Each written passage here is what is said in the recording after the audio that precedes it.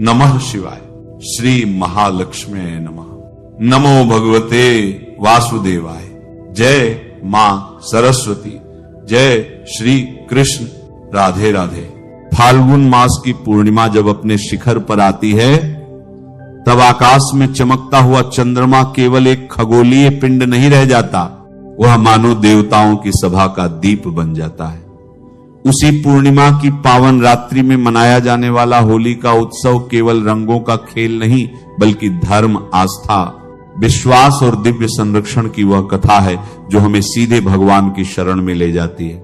और जब इसी होली के अवसर पर चंद्र ग्रहण का योग बनता है तब यह संयोग साधारण नहीं माना जाता बल्कि इसे अत्यंत प्रभावशाली, गूढ़ और आध्यात्मिक दृष्टि से विशेष माना जाता है।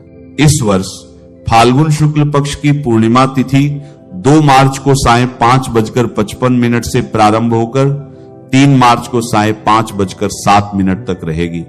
ज्योतिषीय गणना के अनुसार 2 मार्च की रात्रि को होलिका दहन किया जाएगा क्योंकि 3 मार्च को चंद्र ग्रहण का प्रभाव रहेगा। 3 मार्च को दोपहर 3:20 से सायं 6:47 तक चंद्र ग्रहण का काल रहेगा। ग्रहण का सूतक 9 घंटे पूर्व अर्थात सुबह 6:20 से आरंभ हो जाएगा। चंद्रोदय सायं लगभग 5:59 पर होगा किंतु ग्रहण का प्रारंभ उससे पूर्व हो चुका होगा। इसलिए भारत में मुख्यतः ग्रहण का मोक्ष काल ही दृष्टिगोचर होगा।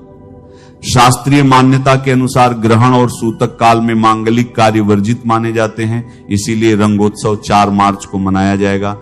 होली की यह रात्रि केवल अग्नि प्रज्वलन की नहीं बल्कि उस दिव्य कथा की स्मृति है जिसमें भक्त प्रहलाद की रक्षा के लिए भगवान विष्णु ने अपने उग्र और दिव्य अवतार नरसिंह के रूप में प्रकट होकर अधर्म का अंत किया।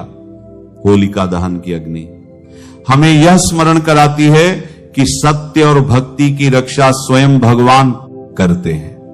जब अग्नि प्रज्वलित होती है तो ऐसा माना जाता है कि नकारात्मक शक्तियां, बाधाएं और दुर्भावनाएं उसी अग्नि में भस्म हो जाती हैं। परंपरा है कि होलिका दहन की अग्नि में नारियल, गेहूं, जौ और गुड़ अर्पित किए जाएं। यह अर्पण केवल सामग्री का नहीं बल्कि अपने अहंकार, अपने भय, अपनी चिंताओं और अपनी दरिद्रता का प्रतीकात्मक समर्पण है। जब श्रद्धा से यह अर्पण किया जाता है तो मन में यह विश्वास जागता है कि जीवन की नकारात्मक ऊर्जा नष्ट हो रही है और सकारात्मकता का प्रकाश घर में प्रवेश कर रहा है। घर में सुख, शांति और समृद्धि की कामना से अग्नि को प्रणाम किया जाता है। धन और समृद्धि की कामना करने वाले श्रद्धालु इस रात्रि 7 गोमती चक्र अग्नि में अर्पित करते हुए श्री महालक्ष्मी नमः मंत्र का जप करते हैं। माता लक्ष्मी को प्रसन्न करने की यह प्राचीन परंपरा मानी जाती है। श्रद्धा और विश्वास के साथ किया गया ये जप व्यक्ति के मन में आत्मविश्वास और आशा का संचार करता है। ऐसा विश्वास है कि भगवान विष्णु और महालक्ष्मी की कृपा से आर्थिक बाधाएं धीरे धीरे दूर होती हैं और धनागमन के मार्ग खुलते हैं। किंतु यह सब आस्था और परिश्रम के साथ जुड़ा होता है क्योंकि धर्म केवल उपाय नहीं सिखाता, कर्म का महत्व भी सिखाता है। स्वास्थ्य की दृष्टि से भी होलिका दहन की रात्रि को विशेष माना गया है। हल्दी की सूखी गांठ अग्नि में अर्पित करना शुभ समझा जाता है। हल्दी स्वयं में पवित्रता और आरोग्य का प्रतीक है। होलिका की राख को तिल या सरसों के तेल में मिलाकर शरीर पर लगाने की परंपरा भी कुछ स्थानों पर प्रचलित है।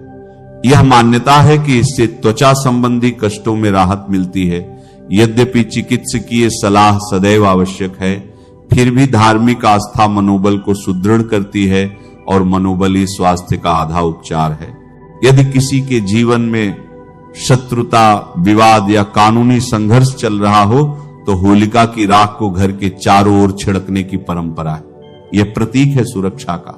यह विश्वास है कि भगवान नरसिंह की उग्र शक्ति अन्याय से रक्षा करेगी। साथ ही सिंदूर और तेल का दीपक जलाकर हनुमान जी का ध्यान करना भी साहस और विजय का प्रतीक माना गया है। हनुमान जी की उपासना से भय दूर होता है और मन में दृढ़ता आती है वैवाहिक और पारिवारिक सुख के लिए। होलिका दहन के समय 5 गुलाब के पुष्प अग्नि में अर्पित करने की परंपरा है। गुलाब प्रेम का प्रतीक है। जब पति पत्नी या परिवार के सदस्य मिलकर अग्नि के समक्ष प्रेम और एकता की कामना करते हैं तो उनके मन का कठोरपन पिघलता है। होलिका दहन के पश्चात गंगा जल का घर में छिड़काव करना पवित्रता और शांति का संकेत है। यह केवल जल का छिड़काव नहीं बल्कि अपने घर में सकारात्मक ऊर्जा आमंत्रित करने का भाव है। बच्चों को बुरी नजर से बचाने के लिए उन्हें गोद में लेकर या साथ चलाकर होलिका की 7 परिक्रमा कराई जाती है। उनके हाथ में मुरमुरे देकर परिक्रमा के पश्चात उन्हें अग्नि में अर्पित किया जाता है। यह प्रतीकात्मक रूप से सभी दोषों को अग्नि में समर्पित करना है।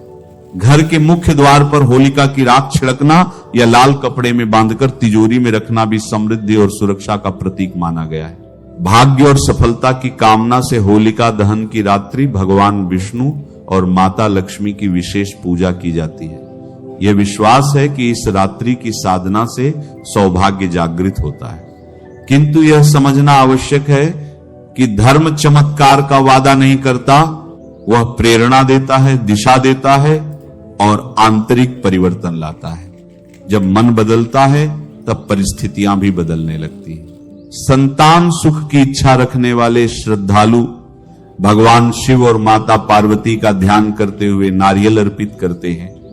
शिव पार्वती का दांपत्य जीवन आदर्श माना गया है और उनकी कृपा से परिवार में संतुलन और संतान का सुख प्राप्त हो, ऐसी कामना की जाती है। होली की राख से यह भी संभव है।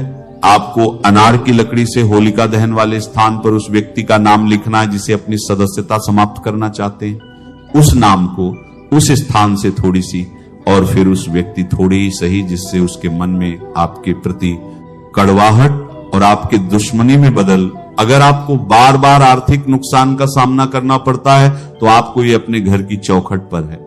आज रात में होलिका दहन के समय वो आटे का दीपक अग्नि में समर्पित कर देना है और सच्चे मन से प्रार्थना करें, अगर आप पर किसी की बुरी नजर लगी तो ऐसा करने से हट जाए और आपके घर में वास्तु शास्त्र के अनुसार घर में दक्षिण पूर्व दिशा में रखना चाहिए।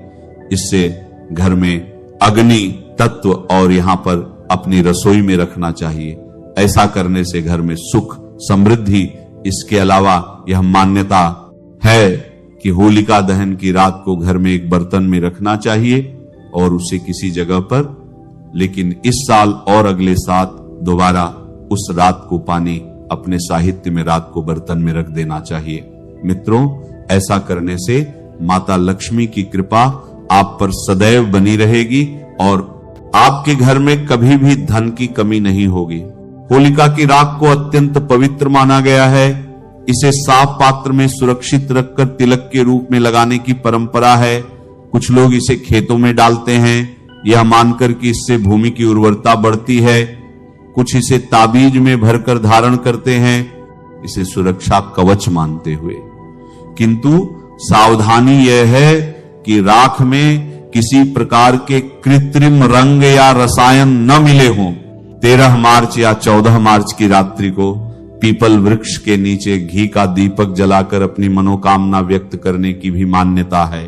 पीपल में भगवान विष्णु का वास माना गया है। रात्रि 12 बजे शांत मन से दीप प्रज्वलित कर 7 परिक्रमा करते हुए अपनी इच्छा को भगवान के समक्ष समर्पित करना आत्मिक विश्वास का कार्य है। जब व्यक्ति पूर्ण एकाग्रता से अपनी कामना ईश्वर को सौंप देता है तो उसके भीतर एक नई शक्ति जागृत होती है। यही शक्ति आगे चलकर उसके कर्मों को दिशा देती है।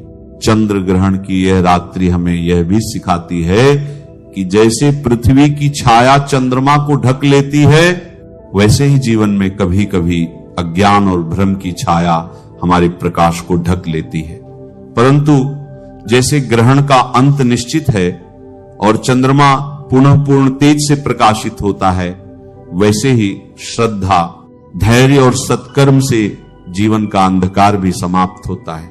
होली केवल रंगों का उत्सव नहीं, बल्कि आत्मशुद्धि, नकारात्मकता के दहन और सकारात्मकता के स्वागत का पर्व है।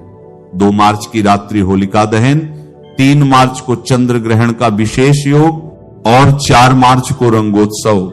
यह संपूर्ण क्रम हमें धर्म, खगोल और आस्था का अद्भुत संगम दिखाता है।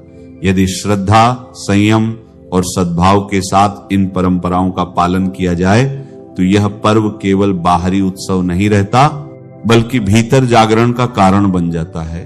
भगवान विष्णु की करुणा, माता लक्ष्मी की कृपा, भगवान नरसिंह की रक्षा, महादेव शिव का आशीर्वाद और माता पार्वती की ममता, जब इन सब का स्मरण होली की अग्नि के समक्ष किया जाता है, तब मन में यह विश्वास दृढ़ होता है कि चाहे ग्रहण कितना भी प्रबल क्यों न हो, अंततः प्रकाश ही विजयी होता है। यही होली का सच्चा संदेश है, यही चंद्र ग्रहण का गूढ़ रहस्य है और यही सनातन धर्म की अमर ज्योति है। नमः शिवाय। श्री महालक्ष्मी नमः। नमो भगवते वासुदेवाय। जय मां सरस्वती। जय श्री कृष्ण। राधे राधे। जय श्री कृष्ण। जय श्री कृष्ण। राधे कृष्ण।